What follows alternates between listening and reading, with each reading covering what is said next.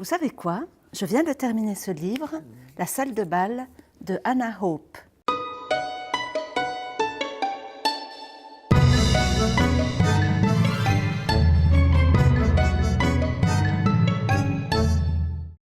On se trouve dans le Yorkshire, dans le nord de l'Angleterre, en 1911, dans un asile d'aliénés qui s'appelle Sharston.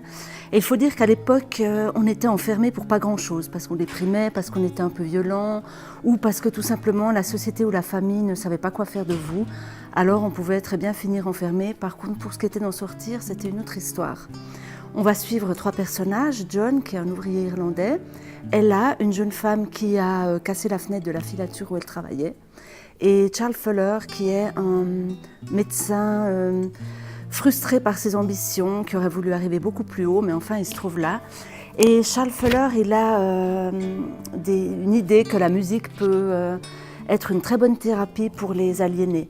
Donc il va chaque semaine organiser un bal dans la grande salle de bal, et ceux qui pourront y participer sont ceux des aliénés qui se seront bien tenus pendant la semaine.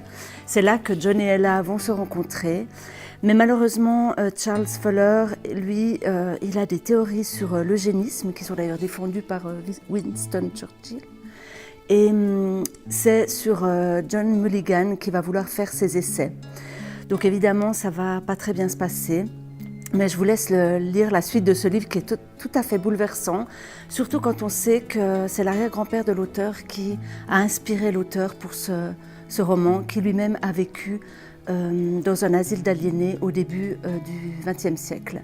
C'est donc à lire sans modération La salle de bal de Hannah Hope.